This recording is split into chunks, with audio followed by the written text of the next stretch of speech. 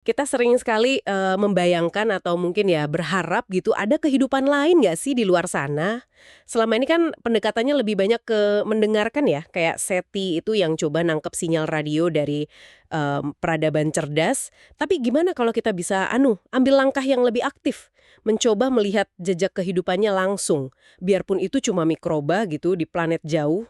Nah, ini nih inti pembahasan kita kali ini.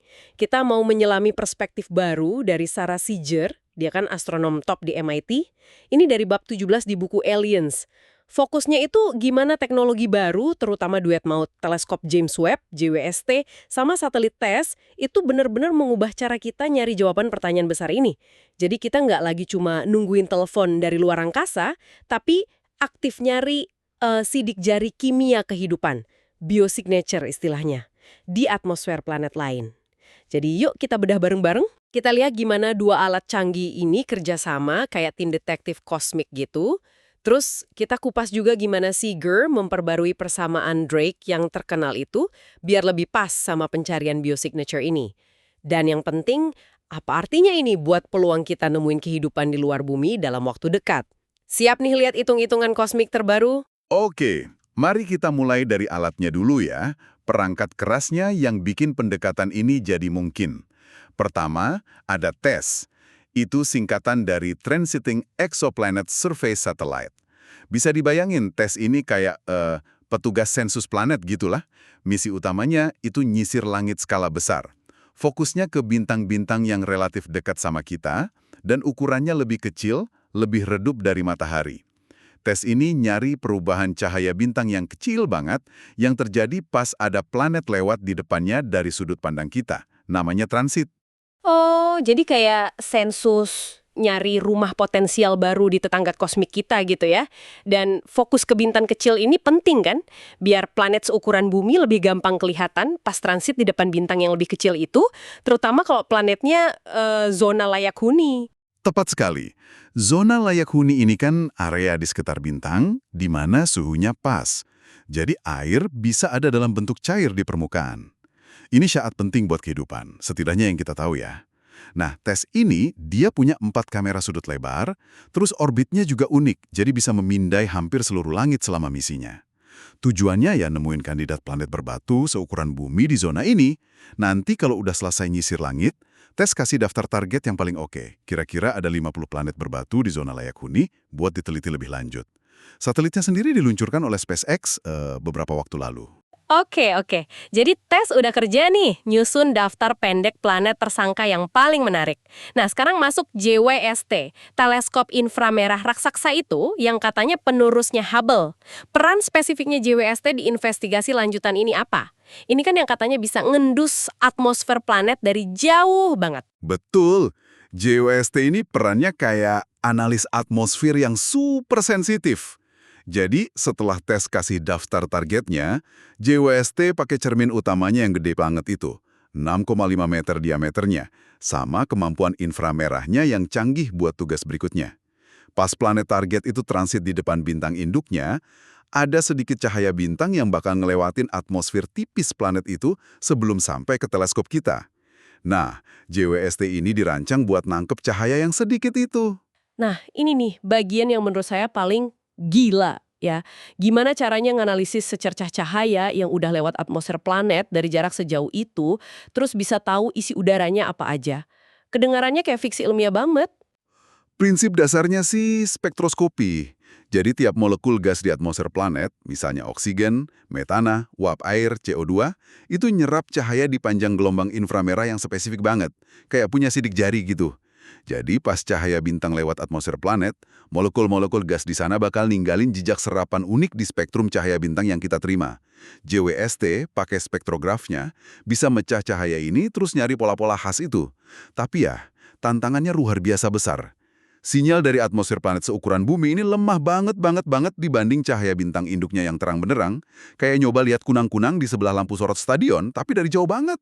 Artinya butuh pengamatan yang lama banget dan presisinya harus tinggi banget gitu ya. Persis, buat ngumpulin foto yang cukup dari atmosfer planet kecil ini, biar sinyalnya bisa dibedain dari noise atau gangguan, JWST itu perlu ngamatin puluhan, bahkan mungkin ratusan kali transit.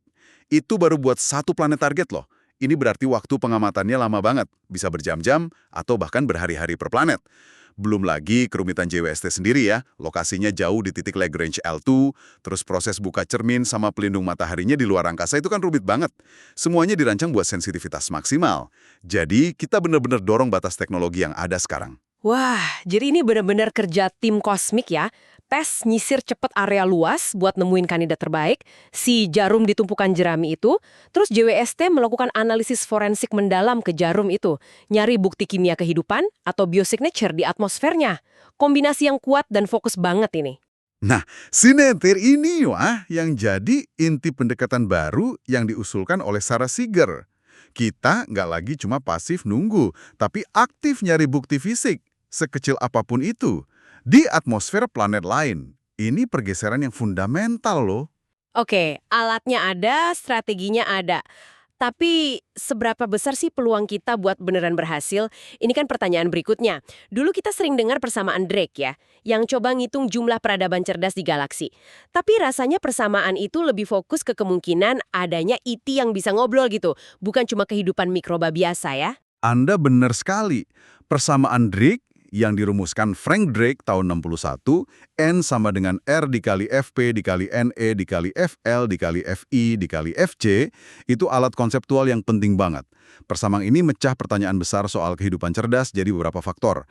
Ada laju pembentukan bintang yang cocok, R, terus fraksi bintang yang punya planet, FP, rata-rata jumlah planet di zona layak huni per bintang, NE, terus fraksi planet itu di mana kehidupan beneran muncul, FL, lalu fraksi planet berkehidupan yang jadi cerdas, FI. Fraksi yang ngembangin teknologi yang bisa dideteksi, FC, dan terakhir lamanya waktu peradaban itu ngirim sinyal, L.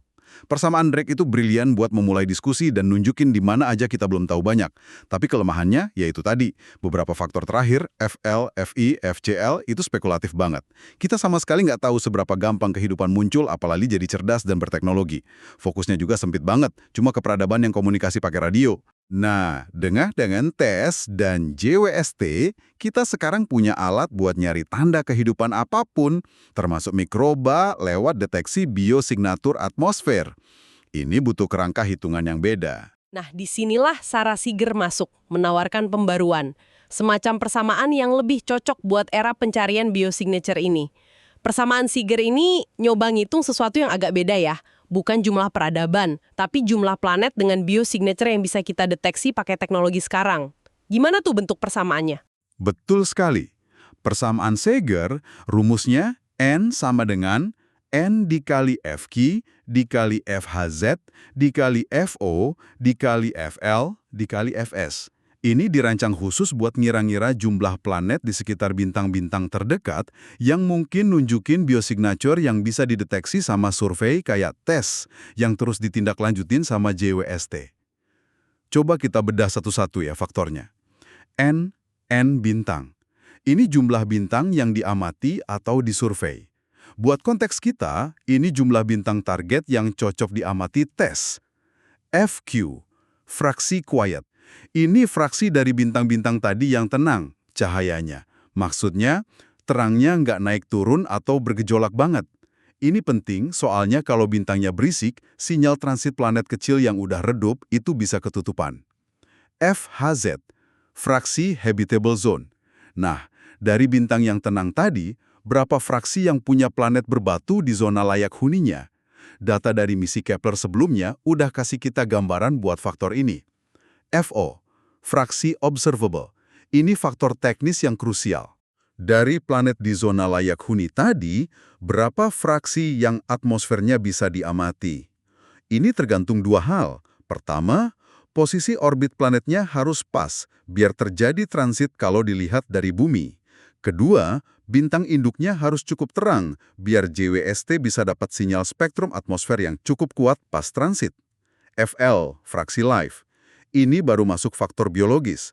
Dari planet yang bisa diamati tadi, berapa fraksi di mana kehidupan beneran ada? Ini soal abiogenesis, asal mula kehidupan, kalau kondisinya pas. FS, fraksi detectable signature. Terakhir, dari planet yang ada kehidupannya, berapa fraksi yang menghasilkan gas biosignature, misalnya oksigen, barang metana gitu, dalam jumlah yang cukup dan bisa dideteksi sama alat KIJWST dari jarak antar bintang. Ini juga faktor biologis dan atmosfer. Oke, oke, itu jelas banget rinciannya. Faktor N, FQ, FHZ, sama FO itu kedengarannya lebih teknis ya. Mungkin bisa kita perkirakan dari data astronomi sama kemampuan alat kita. Gimana sih Ogert coba masukin angka buat kombinasi tes JWST ini? Ya, berdasarkan pemahaman kita sekarang dan simulasi, Sager kasih perkiraan kasar buat faktor-faktor awal itu. Misalnya buat N, jumlah bintang target TSS yang cocok buat studi atmosfer lanjut, itu kira-kira 30.000 bintang tipe K dan N terdekat. Terus buat FQ, fraksi bintang yang cukup tenang, mungkin sekitar 60% atau 0,6. Buat FHZ, yang punya planet berbatu di zona layak huni, data Kepler nunjukin sekitar 24% atau 0,24 buat bintang tipe M. Nah, faktor FO, fraksi yang bisa diamati, ini yang jadi sumbatan terbesarnya. Kombinasi syarat geometri transit sama terangnya bintang yang dibutuhin JWST, itu bikin angkanya kecil banget. Mungkin cuma sekitar 0,1% atau 0,001. Kalau kita kalikan 4 faktor teknis ini, 30.000 kali 0,6 kali 0,24 kali 0,001. Hasilnya sekitar 4,32. Studi simulasi yang lebih rinci sih kasih rentang antara 2-7 planet. Jadi ya, mari kita ambil angka tengah sekitar 4 lah. Artinya, dari puluhan ribu bintang yang disurvei tes, secara realistis, mungkin cuma ada sekitar 4 planet yang memenuhi semua kriteria teknis dan astronomis biar JWST bisa analisis atmosfernya secara berarti buat cari biosignature. Wow, cuma sekitar 4 planet.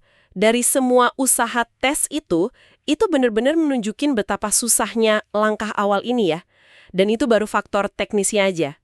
Gimana dengan dua faktor terakhir, FL, kehidupan muncul, sama FS, menghasilkan tanda terdeteksi, yang murni biologis dan masih gelap banget itu. Nah, disinilah kita masuk ke wilayah spekulasi paling dalam. Karena kita kan cuma punya satu contoh kehidupan, bumi. Seeger, ya buat ilustrasi aja dan nunjukin potensi pendekatan ini, pakai asumsi yang bisa dibilang optimis. Tapi ya tetap masuk akal lah sebagai titik awal diskusi. Dia asumsiin FL sama dengan 0,5. Artinya, separuh dari planet yang ideal dan bisa diamati itu emang punya kehidupan. Terus dia asumsiin juga FS sama dengan 0,5. Artinya, separuh dari planet berkehidupan itu menghasilkan biosignature yang bisa dideteksi JWST. Tapi perlu diingat ya, ini asumsi besar loh. Oke, jadi kalau kita gabungin semua, N kira-kira 4 dari faktor teknis astronomis, dikali 0,5 FL, asumsi optimis kehidupan, dikali 0,5 FS, asumsi optimis deteksi. Hasilnya jadi N kira-kira 1. Apa nih artinya angka 1 ini? Angka N1 ini, meskipun ya dicapainya pakai asumsi optimis buat FL dan FS, itu ngasih perspektif yang penting banget dan mungkin sedikit nyadarin kita. Artinya, dengan kemampuan teknologi kita sekarang, tes plus JWST, dan perkiraan terbaik kita, walaupun spekulatif buat biologi, kita mungkin berharap nemuin sekitar 1 planet dengan biosignature yang bisa dideteksi dari seluruh upaya ini. Ini menggarisbawahi kalau penemuan semacam itu dalam dekade ke depan bakal butuh keberuntungan yang lumayan gede. Mungkin kita nggak nemu sama sekali, atau mungkin kita lebih beruntung terus nemu beberapa. Tapi yang paling penting, seperti kata Sager, ini adalah kesempatan nyata pertama dalam sejarah manusia buat secara sistematis nyari tanda kehidupan, bahkan mikroba, di dunia lain pakai metode ilmiah yang solid. Bukan lagi cuma teori, tapi eksperimen yang lagi jalan. Jadi, apa ya artinya ini buat Anda pendengar kami? Hitung-hitungan Sager ini bukan cuma mainan angka buat para astronom. Ini nandain revolusi cara kita mandang tempat kita di alam semesta. Kita lagi beralih dari posisi pasif, nunggu pesan dari bintang, jadi pemburu aktif, nyari jejak kimia kehidupan di atmosfer planet lain.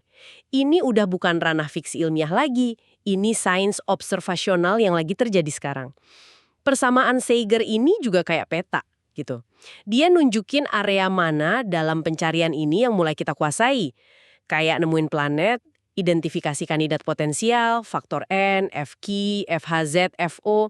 Sekaligus dia juga nunjukin juga area mana yang masih jadi misteri besar dan tergantung asumsi. Seberapa gampang kehidupan muncul, FL, dan seberapa mudah kita ngenalinnya dari jauh, FS. Ini momen aha yang penting.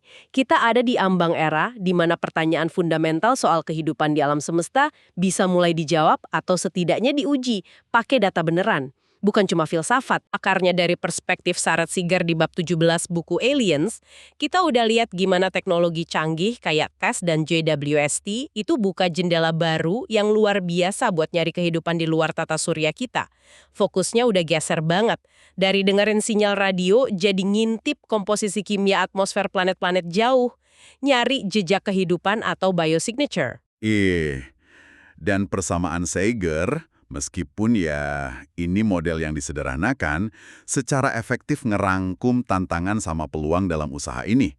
Hitungannya bahkan pakai asumsi biologis yang cukup optimis tadi, FL sama dengan 0,5, Fs sama dengan 0,5, itu nunjukin kalau nemuin bukti kuat biosignature pakai kombinasi TESS dan JWST dalam waktu dekat ini masih bakal jadi pencapaian yang langka.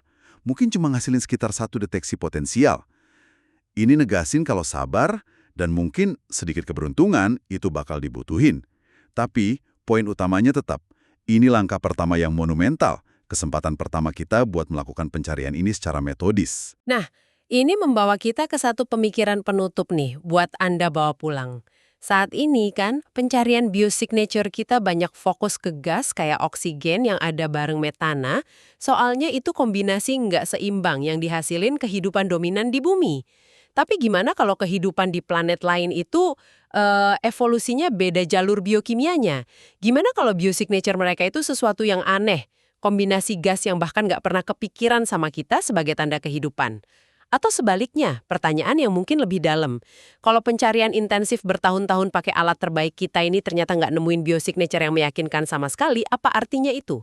Apa itu bukti kalau kehidupan di bumi ini keajaiban yang langka banget? Atau itu cuma berarti kita belum nyari dengan cara yang benar? Atau belum lihat tanda yang tepat? Sesuatu buat Anda renungkan lebih lanjut.